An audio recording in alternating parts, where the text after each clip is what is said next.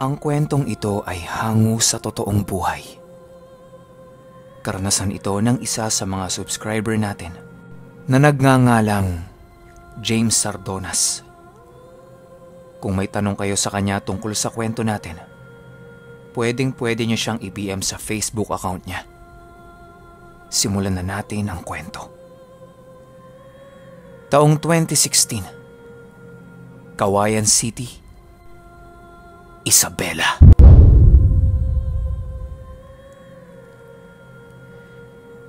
Magandang araw, Pinuno. Solid fan niyo po ako. Nais ko lang po sanang magbahagi ng karanasan ko pagdating sa mga aswang. Taong 2016 sa Cauayan City, Isabela po ako. Bagong salta sa kolehiyo sa Isabela State University. 17 anyos po ako noon. Tahimik at wala pa po kung ganong kakilala noong mga panahong yon. Isang araw, nakapagpasya po ako at ang mga magulang ko na mas mainam yung magbo-boarding na lang ako sa kadahilan ng baryo-baryo ang inuuwian ko.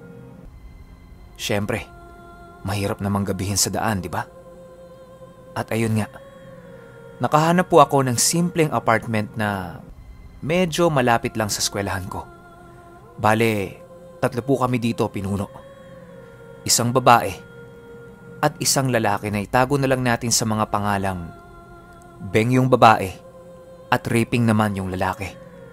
Kasi po, yan po yung mga nickname nila. Si Ripping po, tahimik at napaka-friendly niyang tao. Bukod pa dun, mahahalata mo talagang very conservative ito. Sa tuwing may gagawin siya, lagi niya akong niyayaya. Pansin ko naman kay Beng, hindi siya gaanong maimikin at nakatitig lang ito sa amin. Tinanong ko kay Ripping kung close ba sila ni Beng. Pero ang sagot nito, kanina lang din dumating dito yan, bro. Pero nawiwirduhan ako kasi sobrang tahimik eh. Napatingin ako ulit kay Beng. Pero patuloy pa rin ang pagtitig nito sa amin na parang blankong-blanko ang mukha nito. Unang gabi naming 3 sa boarding house namin.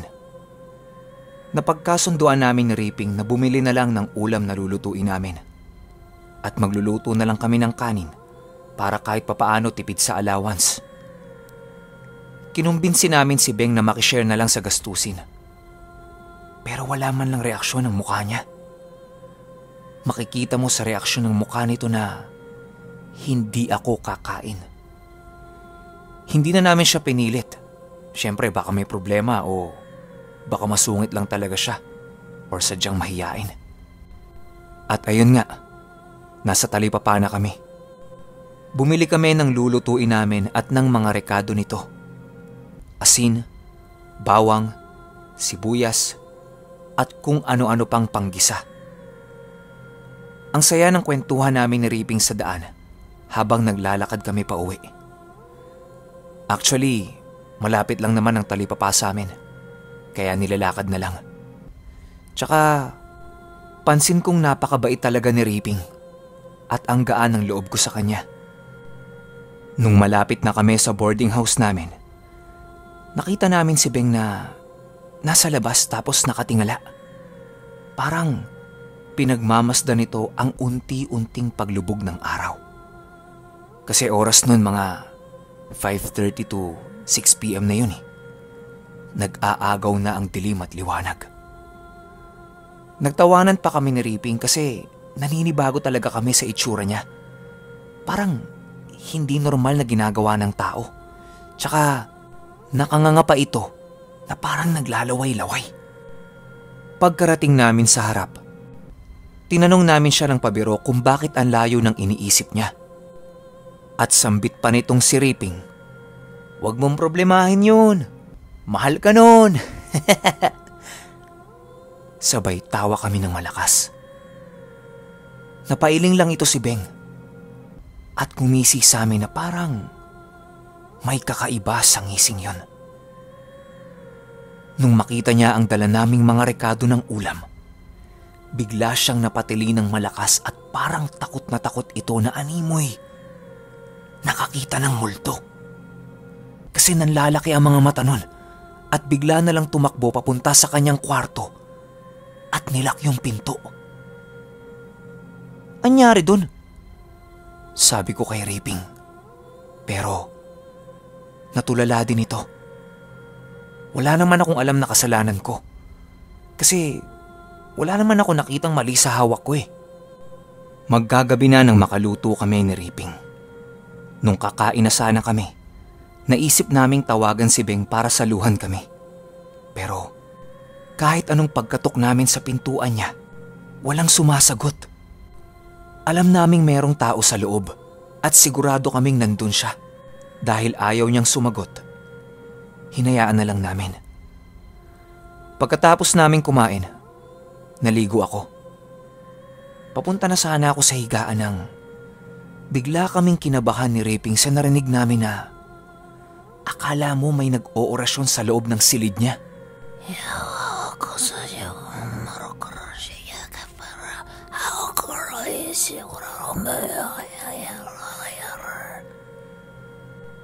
Pero mahina ito at parang may kasama siyang aso sa loob. Kasi may angil kaming naririnig. Pero hindi na lang namin pinansin yun.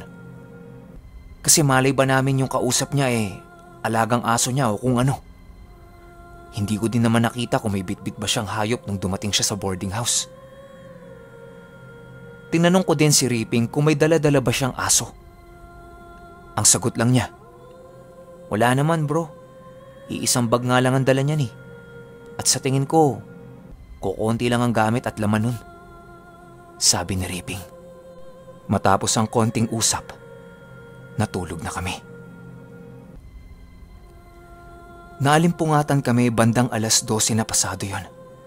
Kasi biglang, parang may biik na umiiyak sa labas ng boarding house namin. Meron kasing pigre doon yung landlady. Pero sa pagkakaalam ko, di dun mismo yon. Kasi nakita ko sa may likod ng bahay ng landlady namin yon. Kaya inisip ko na lang, baka nakawala lang yung biik.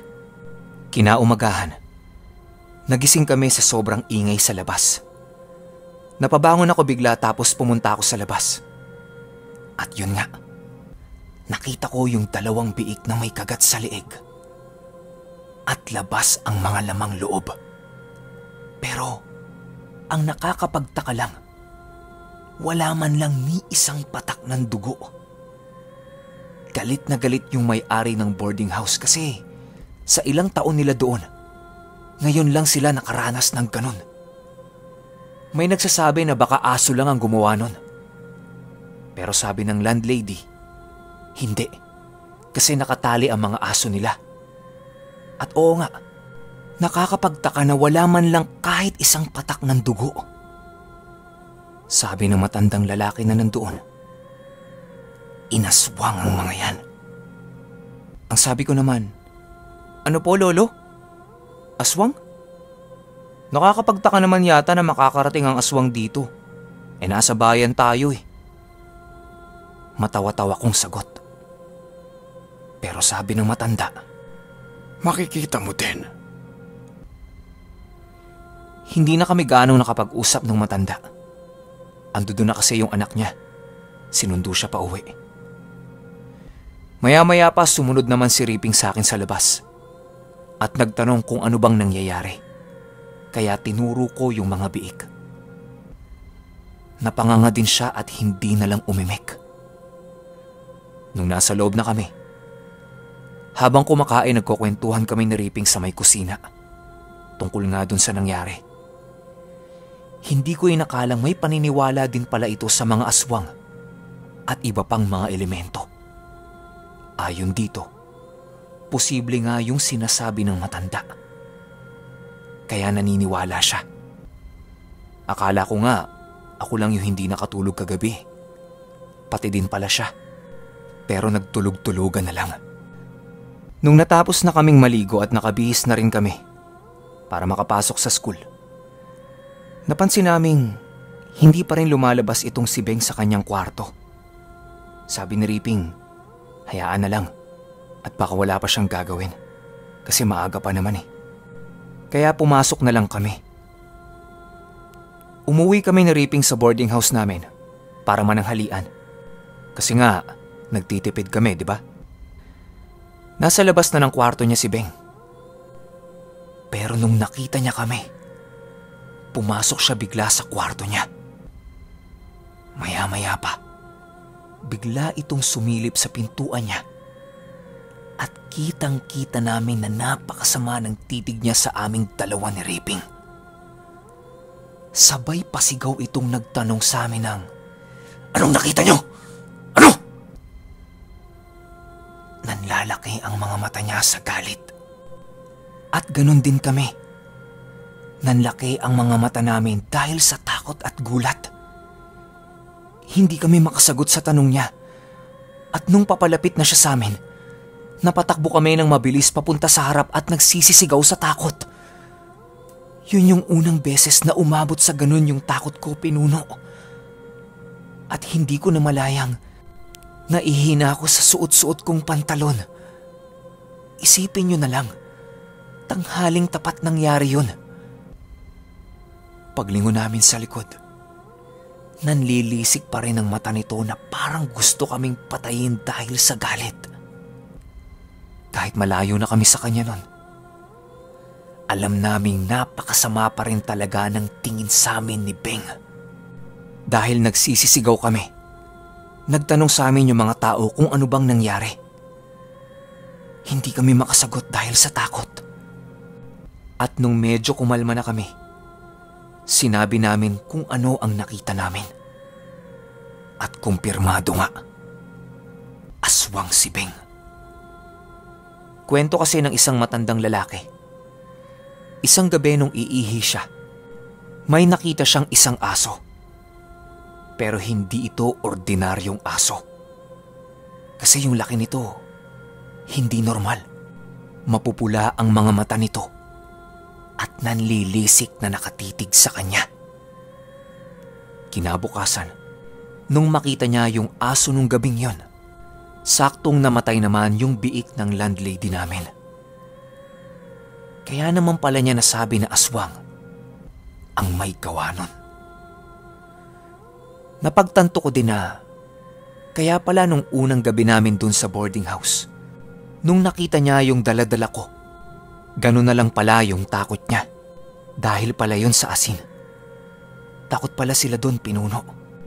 At ang duda namin, kaya nawawala yung asin sa bahay dahil tinapon yun lahat ni Beng. Pero hindi ko talaga inaasahan, Pinuno, na pwede din pala sila makihalubilo sa mga tulad nating naninirahan sa mataong lugar. Kasama pala namin nun isa ng aswang. Wala man lang akong kamuwang-muwang. Umabot siguro ng mga ilang oras ang usapan namin sa harap. At galit na galit yung may-ari ng manok at iba pang hayop na pinatay ng aswang. Hindi lang pala yung biik ng landlady ang biniktima niya. Sabi din ng landlady namin, palayasin na lang si Beng. Sambit naman ang namatayan ng manok, patayin na lang. Sama-sama kaming pumunta sa likod para puntahan si Beng. Pero wala siya roon nung pinasok namin ang kwarto niya. At tanging iilan na lang sa mga bote sa altar ang nandoon. Pero merong banga yung kwarto. Hinanap nila si Beng. Pero hindi kalaunan, tumigil na sila. Malamang tumakas na yon. Kasi kakahuyan sa likod ng boarding house namin eh. Malaya siyang tumakas dun. Kaya ang ginawa nila, yung mga natirang gamit ni Beng, sinunog. Pati na din yung banga at mga bote na nasa altar niya. Ilang araw na ang lumipas pero hindi na talaga bumalik si Beng. Siguro alam niyang papatayin nila siya oras na makita siya. Pero isang gabi may umaaligid na aso sa tapat mismo ng kwarto namin. Sinasabayan pa nito ng matinding angil. Takot na kami kasi alam naming aswang yun eh. Kaya dali-daling bumangon si Ripping at kumuha ng asin sa may kusina. Palakas ng palakas ang angil. Tinimingan naman ni Ripping ang pagsaboy niya ng asin sa may maliit na butas sa tapat mismo ng aso. Bigla na lang itong tumili ng napakalakas. Ang sakit sa tenga. Yung tili na parang ginigilitan sa leeg. Narinig namin na tumakbo ito papunta sa likod sa may kakahuyan. Kinaumagahan, hindi na kami pumasok. Lunes pa naman yan. Tumawag ako sa bahay at sinabi ko yung naging karanasan ko. Sa takot ng magulang ko, pinalis na ako sa boarding house namin. At ganun din si Ripping. Nagpaalam lang kami sa landlady namin. Tsaka umalis. Mga 1 linggo mahigit lang kami doon. Hindi na nagtanong yung may-ari kasi alam naman niya yung dahilan. Sa ngayon, andito na po kami sa bagong boarding house namin. Malayo po yun sa unang tinirhan ko. Wala naman na pong paramdam sa amin yung aswang na yun. At sabi nila, hindi na nila muli pang nakita si Beng na dati naming boardmate.